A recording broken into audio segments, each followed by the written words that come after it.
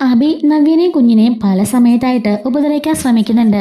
അപ്പോൾ ഈ ഒരു കാര്യങ്ങളെല്ലാം അനന്തപുരിലുള്ള എല്ലാവർക്കും പതിയെ മനസ്സിലാവുന്നുണ്ട്.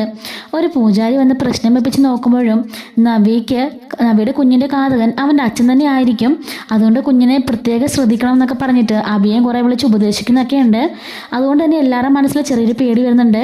കനകവും നയനയും മുത്തശ്ശനോട് പറയുന്നുണ്ട്, ഞങ്ങൾ നവ്യനെയും കൊണ്ട് വീട്ടിലേക്ക് പോയിക്കോളാം, പ്രസവമൊക്കെ കഴിഞ്ഞിട്ട് കൊണ്ടുവരാം, അല്ലെങ്കിൽ ഞങ്ങൾക്ക് പേടിയാണ്, ഞങ്ങളുടെ കുട്ടീനെ എന്തെങ്കിലും ചെയ്യുമോ എന്ന് പേടിയാന്നൊക്കെ പറയുമ്പോൾ മുത്തശ്ശൻ പറയുന്നുണ്ട്, ആരും ഇവിടെ ഒന്നും ചെയ്യാൻ പോകുന്നില്ല, നവ്യ ഇവിടെ സേഫ് ആയിരിക്കും, ഇത് മൂർത്തിയുടെ വാക്കാണെന്നൊക്കെ പറഞ്ഞ് അവരോട് പറയുന്നുണ്ട്. ഇത് എൻ്റെ അനന്തപുരി തറവാടാ, ഇവിടെ എന്ത് സംഭവിക്കണം വേണ്ടെന്ന് ഇനി ഞാൻ തീരുമാനിക്കുമെന്നൊക്കെ മുത്തശ്ശൻ പറയുന്നുണ്ട് കേട്ടോ. അങ്ങനെ ഇത് കേൾക്കുമ്പോഴേക്കും നയനയ്ക്കും കനകത്തിനും സന്തോഷമാവുന്നുണ്ട്. പക്ഷെ ഇത് കേട്ടപ്പോഴേക്കും അബിക്കും ജലജയ്ക്കും ഒന്ന് ചങ്കിനകത്തൊരു വെള്ളടി കിട്ടുന്നുണ്ട് കേട്ടോ. അപ്പോഴേക്കും അബിയും ജലജയും മുറിയിലേക്ക് പോകുന്നുണ്ട്. അമ്മ പറഞ്ഞത് കേട്ടില്ലേ മുത്തശ്ശൻ, അവൾക്കൊന്നും സംഭവിക്കില്ലെന്ന്. ജലജ പറയാണ്, അങ്ങേരവിടെ വായും പൊളിച്ചിരുന്നോട്ടെ, പക്ഷെങ്കിൽ നമുക്ക് ചെയ്യാനുള്ള നമ്മൾ ചെയ്യുക തന്നെ ചെയ്യുന്നു പറയുന്നുണ്ട്. അബി പറയാണ്, അമ്മേ ഇനി എന്തെങ്കിലും നബിക്ക് സംഭവിച്ചാൽ നമ്മൾ രണ്ടുപേരും അടിച്ച് പുറത്താക്കുമെന്ന് പറയുന്നുണ്ട്. സാരയില്ലടാ, അടിച്ച് പുറത്താക്കിയിട്ട് സാരയില്ല, ഇത്രയും നാൾ നമ്മൾ അനന്തപുരം തറവാട്ട് ജീവിച്ചതാണ്ട് തന്നെ അവളെങ്ങാനും നമ്മളെ പുറത്താക്കിയാൽ നമുക്ക് വേറെ കോടീശ്വരന്മാർ പെൺകുട്ടികളെ കിട്ടൂടാ, ആ സ്വത്ത് മതി നമുക്ക് ജീവിക്കാൻ എന്നൊക്കെ ഇങ്ങനെ ജലജ അബിയോട് പറയുന്നുണ്ട്. എങ്കിലും നമ്മുടെ കളികളൊക്കെ സൂക്ഷിച്ചു വേണം, പുറത്താക്കുന്നതിന് പകരം നമ്മളെ അകത്താക്കിയാലോ എന്ന് ചോദിക്കുന്നുണ്ട്. ജലജ പറയാണ്, അതെ, ഇനി ഓരോ നീക്കങ്ങളും സൂക്ഷിച്ച് മാത്രമേ വെക്കാൻ പാടുള്ളൂ. അങ്ങേര് കണ്ണു മിഴിച്ചിരുന്നു കഴിഞ്ഞാൽ പിന്നെ നിനക്കറിയാലോ, അനന്തപുരിയിലെ അനന്തമൂർത്തിയെക്കുറിച്ച് നിനക്കൊന്നും അറിയാൻ പാടില്ലാഞ്ഞിട്ടാ. അയാൾ ഒന്ന് ഉറപ്പിച്ചാൽ പിന്നെ ഉറപ്പിച്ചതാണ് എന്ന് പറയുന്നുണ്ട് കേട്ടോ. അങ്ങനെ അടുക്കളയിൽ വെച്ചിട്ട് നയനയും കനകവും ഒക്കെ ഇങ്ങനെ ഫുഡ് കുക്ക് ചെയ്യുന്നുണ്ട്.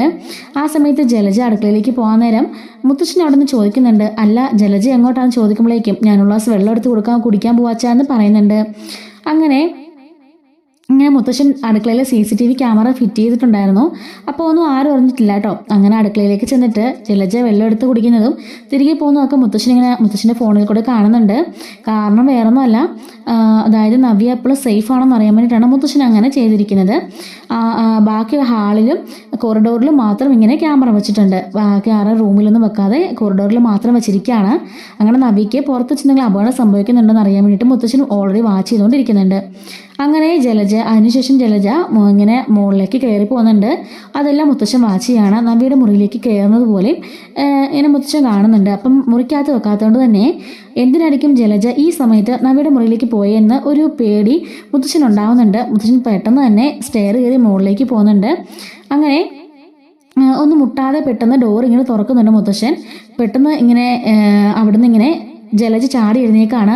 അല്ല, നീ ഇവിടെ എന്തെടുക്കുകയാണെന്ന് ചോദിക്കുമ്പോഴേക്കും നവ്യ പറയുന്നുണ്ട്, അല്ല മുത്തശ്ശ, എൻ്റെ കാലിന് നല്ല വേദന, അമ്മ തിരുമ്മി തരുമായിരുന്നു പറയുന്നുണ്ട്.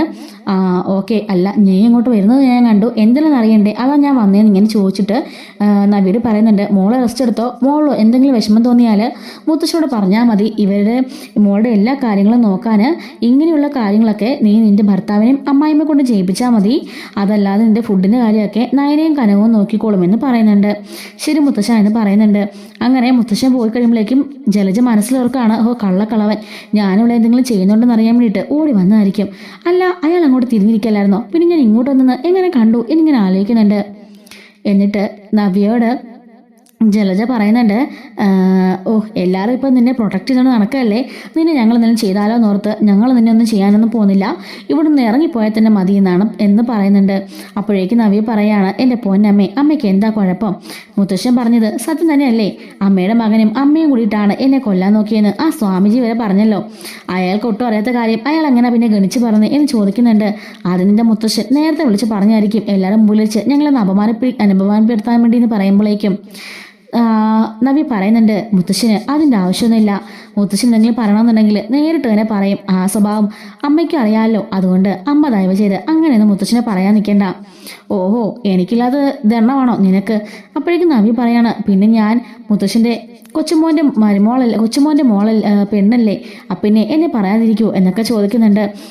ആ സ്ഥാനം ഞാൻ എത്രയും പെട്ടെന്ന് ഒഴിപ്പിച്ചേരാടി എന്നൊക്കെ പറഞ്ഞുകൊണ്ട് ജലജ അവളുടെ കാല് വീണ്ടും ഇരുന്ന് തിരുമ്മിക്കൊണ്ടിരിക്കുന്നുണ്ട്. നവ്യ പറയുന്നുണ്ട്, ഈ അസൂയ കുസൃതിയും കുശുമ്പൊക്കെ മാറ്റി വെച്ച് നല്ല രീതിയിൽ ചിന്തിക്കുകയാണെന്നുണ്ടെങ്കിൽ ഈ കുടുംബത്തിലെ എല്ലാവരും ജലജ അമ്മേനെ മതിക്കത്തില്ലേ? അതും പോരാഞ്ഞിട്ട് എല്ലായിടത്തും കുശുമ്പും കുഞ്ഞായ്മയായിട്ട് നടന്നാൽ അമ്മേനെ ആര് മൈൻഡ് ചെയ്യാനാ എന്നൊക്കെ അവൾ ചോദിക്കുമ്പോഴേക്കും ഇതൊക്കെ മതിയടി, എന്നെ ഇത്രയൊക്കെ മൈൻഡ് ചെയ്താൽ മതിയടി എന്നൊക്കെ പറഞ്ഞ് ഇറങ്ങിപ്പോകാൻ തുടങ്ങുമ്പോഴേക്കും ഹലോ എങ്ങോട്ടാ? ഇപ്പുറത്തെ കാര്യം പിന്നെ വേറെ ആരും തിരുമോ, ഒന്നിനും തിരുമിക്കേ എന്നൊക്കെ പറഞ്ഞുകൊണ്ട് അവളിങ്ങനെ ഫോണിലൊക്കെ ഞോണ്ടി കളിച്ച് അടുത്തിരുന്നിങ്ങനെ മുന്തിരിങ്ങയൊക്കെ പറക്കി തിന്നുന്നുണ്ട് കേട്ടോ. അങ്ങനെ ജലജ മനസ്സിലോർക്കാണ് കുറച്ച് വിഷം കൊണ്ടുവന്ന് ആ മുന്തിരിങ്ങ ഇട്ടാലോ, ആ പണ്ടാരം തിന്നട്ടെ എന്നൊക്കെ ഇങ്ങനെ മനസ്സിലോർക്കാണ്. അപ്പോഴേക്കും ഇങ്ങനെ ജലജ എന്തോ ആലോചിക്കുന്നത് പോലെ നവിക്ക് തോന്നുന്നുണ്ട്. നവി ചോദിക്കുകയാണ്, എന്താ അമ്മ ഇപ്പോൾ ആലോചിച്ചത്? ഈ മുന്തിരിങ്ങയ്ക്കകത്ത് എന്തെങ്കിലും പോയിസൺ ചേർത്ത് എന്നെ കൊല്ലാനാണെന്ന് ചോദിക്കുമ്പോഴേക്കും ജലജ ഒന്ന് ഞെട്ടിപ്പോകുന്നുണ്ട്. കാരണം അവൾ മനസ്സുദ്ദേശിച്ച കാര്യം അതുപോലെ പറഞ്ഞല്ലോ.